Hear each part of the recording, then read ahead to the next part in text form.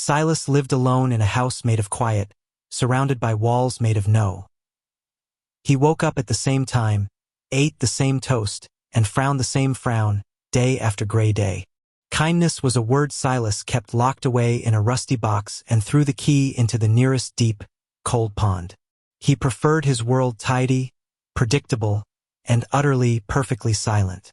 One evening, a strange, small sound broke the silence.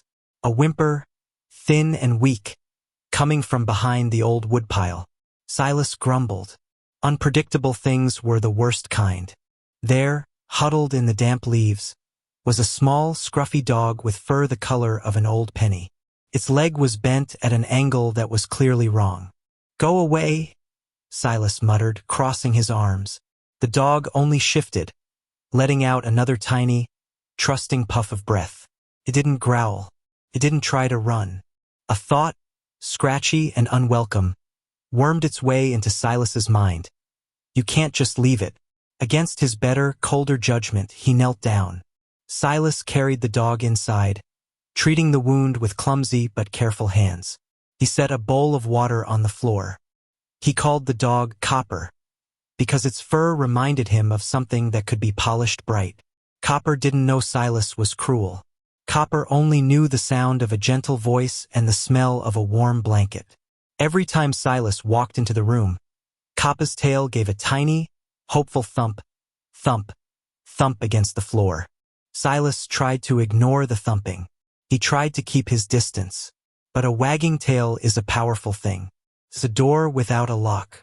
One afternoon, Silas was sorting bills, his frown set to maximum sternness. Copper nudged his hand with a wet nose, then licked his thumb. It was an impossible, unreasonable, silly act of pure love. For the first time in a very long time, the walls around Silas's heart didn't feel like stone. They felt like brittle glass, and they were starting to crack. The day came when Copper was completely healed. Silas opened the front door, expecting Copper to trot happily into the wide, quiet world. The world he belonged to. Copper walked 3 steps out, then stopped. He turned around, trotted right back to Silas's feet, and sat down, looking up with a gentle, copper-colored devotion. "Home is where you are," Copper's eyes seemed to say. Silas knelt down and hugged the dog, burying his face in its scruffy fur.